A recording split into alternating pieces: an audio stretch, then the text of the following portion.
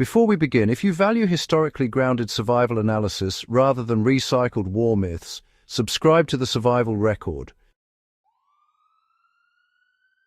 This channel exists for viewers who want to understand how people actually endured extreme conditions and what those experiences still teach us today.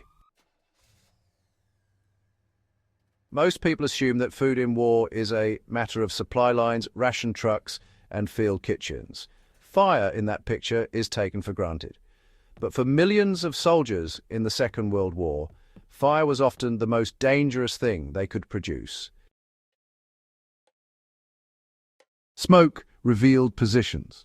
Flames drew artillery. Heat betrayed patrols behind enemy lines. In some theaters, lighting a fire meant inviting death within minutes. The result was, a quiet but widespread reality that rarely makes it into official histories. Soldiers learned to eat without cooking, to process food chemically, mechanically, or biologically, and to adapt their bodies to diets never intended for combat.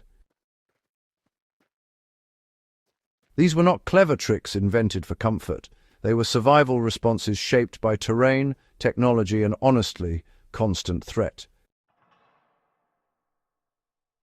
What follows are 6 historically documented methods used by World War II soldiers to prepare or transform food without flame, and why those methods mattered far beyond the meal itself.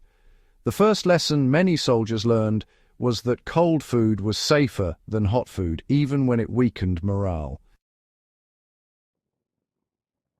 In static positions or forward reconnaissance units, soldiers often avoided fire entirely for weeks. German, Soviet, British, and American patrol manuals all warned that cooking smoke was one of the most common causes of detection. As a result, rations were redesigned or repurposed to be edible cold.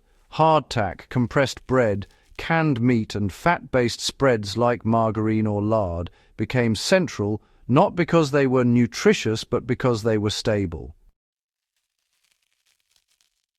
Soldiers learned to soften these foods through time rather than heat, soaking hard bread in water, melted snow, or even saliva to make it chewable.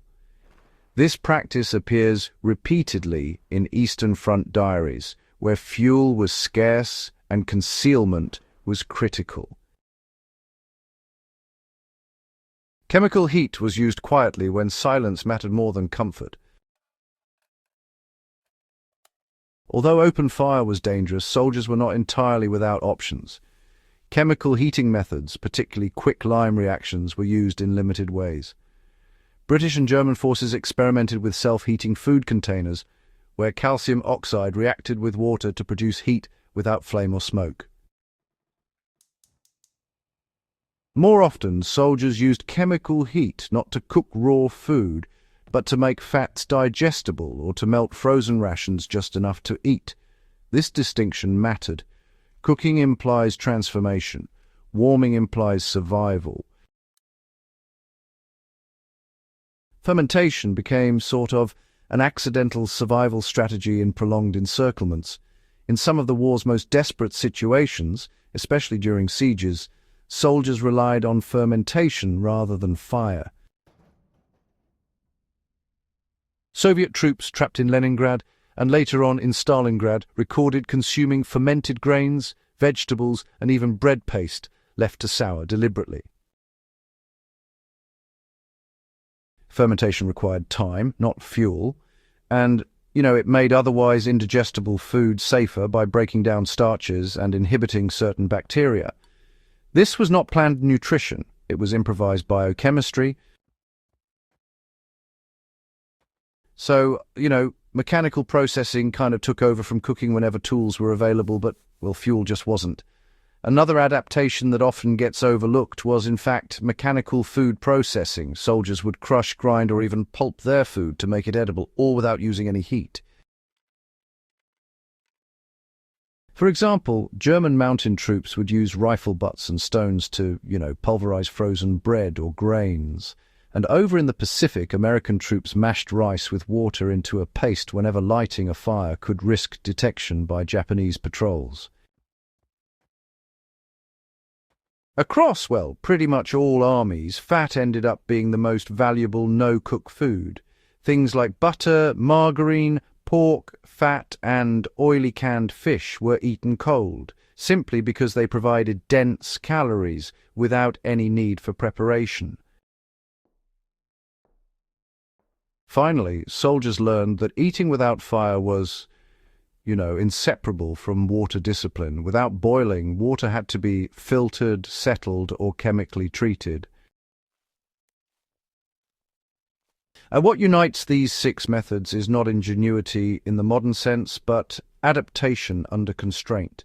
These were not clever life hacks shared for morale. They were responses to a battlefield where visibility meant vulnerability and fuel meant exposure. Soldiers did not eat this way because it was efficient. They ate this way because, honestly, the alternative was worse.